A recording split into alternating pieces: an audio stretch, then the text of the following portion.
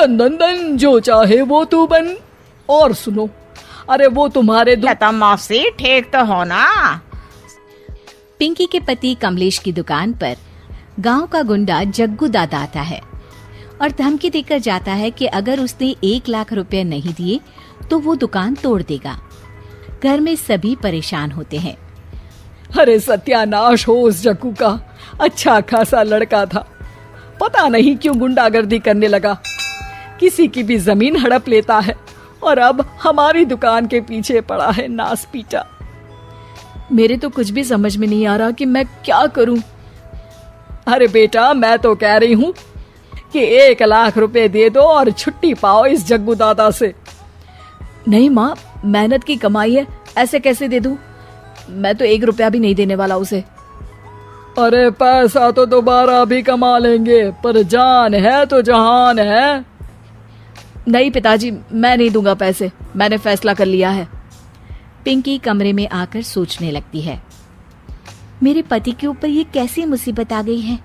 हे भगवान, क्या करूं मैं?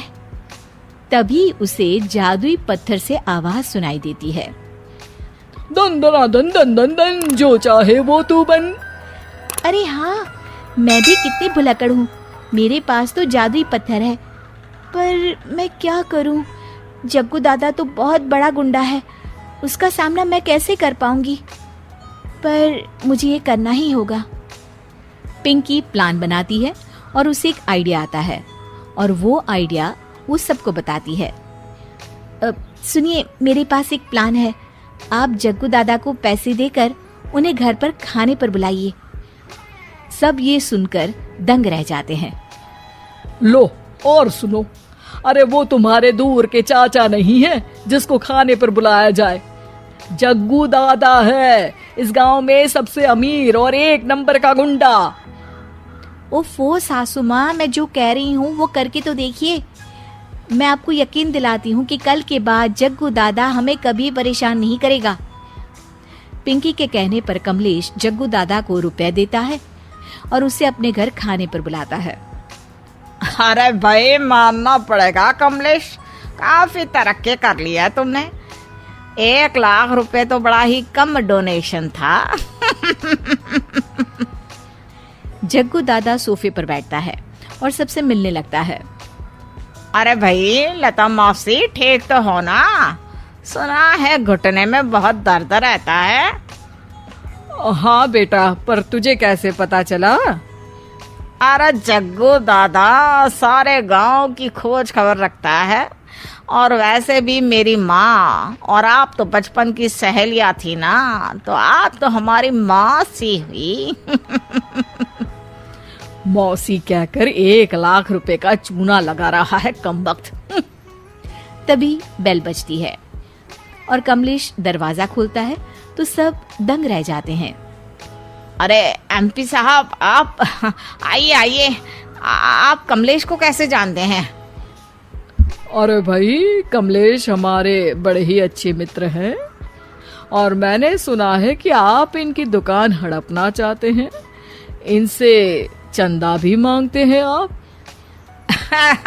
अरे एमपी जी, वो तो बस थोड़ा धंधे में मंदी चल रही थी तो गांव वालों से थोड़ी मदद मांग ली। देखो जग्गू दादा, होंगे दादा तुम अपने घर के, ये हमारे पहचान के लोग हैं, इनके साथ तुमने कुछ भी उल्टा सीधा किया तो सीधा जेल में डाल देंगे, समझे? फिर वहां बाकी कैदियों से चंदा मांगते फिरोगे क्या? जग्गू घबरा जाता है और वहां से जाने लगता है।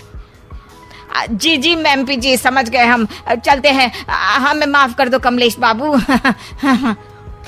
अरे बेटा, खाना तो खा लेता। अरे जग्गू। जग्गू दादा को भागता देख एमपी के रूप में बदली पिंकी हंसने लगती है और सब एमपी के पास आते हैं और उनका धन्यवाद करते हैं। आपको कैसे पता चला एमपी साहब कि जग्गू हमें परेशान कर रहा था? आपकी बहू पिंकी है ना, बड़ी ही समझदार है, वो मेरे ऑफिस आई और मुझसे मदद मांगी। क्या पिंकी ने यह सब किया? पिंकी अपने रूप में वापस आ रही होती है। अच्छा मैं चलता हूँ, मेरा मतलब है। अरे ऐसे कैसे, आप बिना खाना खाए नहीं जा सकते, आइए आइए। नहीं, फिर कभी मुझे जाने दीजिए। पिंकी भागती है। अरे इन्हें किस बात की जल्दी थी? लगता है कोई इम्पोर्टेंट मीटिंग होगी माँ। हाँ भाई, बड़े लोग हैं, दिन में कुछ ना कुछ चलता ही रहता है।